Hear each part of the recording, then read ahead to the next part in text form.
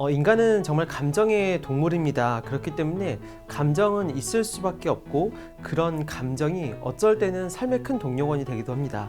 근데 하지만 동시에 감정이 치우치게 되면 자기를 집어삼키는 후회할 결정을 하게 하거나 감정에 휩쓸려서 어려운 상황에 처하기도 합니다.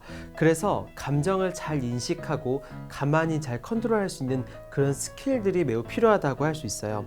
이 감정이라는 야생마를 잘 다룰 수 있을 때 삶에 큰 힘이 되기도 하고 삶의 온전한 주체가 될 수 있다고 저는 생각을 합니다. 자, 감정이란 무엇일까요? 슬픈 감정, 슬프다, 생각. 사실 생각과 감정은 구분하기가 좀 어렵습니다. 생각이 감정을 불러오기도 하고 감정이 또 다른 생각을 불러오기도 하거든요. 그렇기 때문에 이렇게 무자르듯이 보는 것은 불가능합니다. 자, 그럼 다시 한번 감정이란 무엇일까요?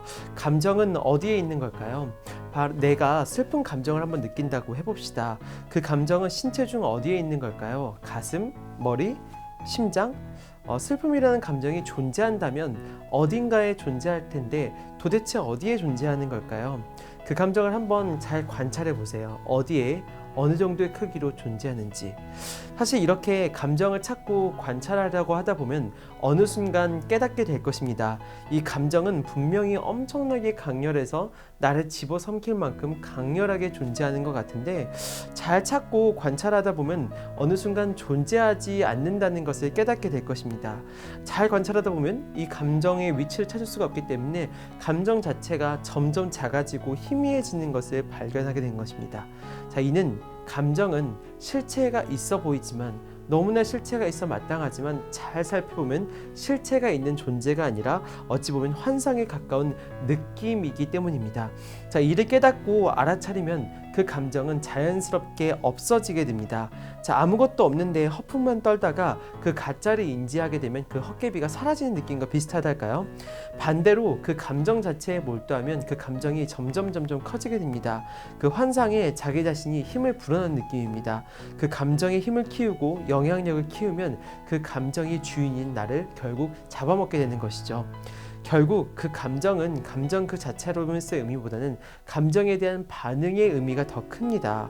슬프면 슬픔 그 자체보다도 슬퍼서 걱정하고 화도 나고 하면서 생각이 꼬리에 물면서 상황이 점차 심화되는 것이죠. 사실 어디에 어떻게 존재하지도 모를 감정에 그토록 강렬하게 저항하고 반응할 이유가 없습니다.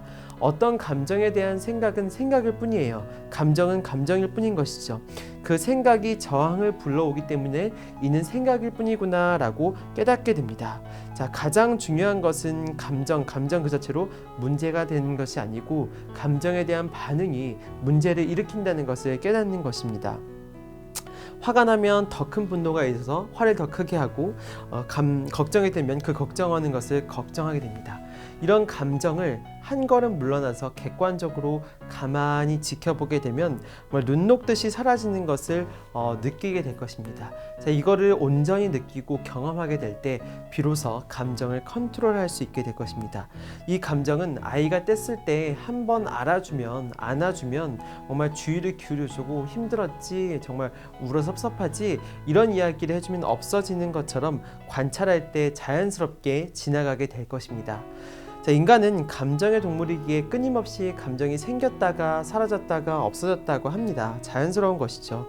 이렇게 감정이 내 앞에서 오고 가게 될 때 알아차리고 이를 알아주는 연습을 할 때 이 감정이 자연스럽게 사라지고 자연스럽게 소화되는 것을 느끼게 될 것입니다. 이렇게 감정을 알아차리고 인정하고 경험하고 함께 살고 휘둘리지 않는 법을 찾으면 비로소 삶의 주인으로 거듭날 수 있을 것입니다.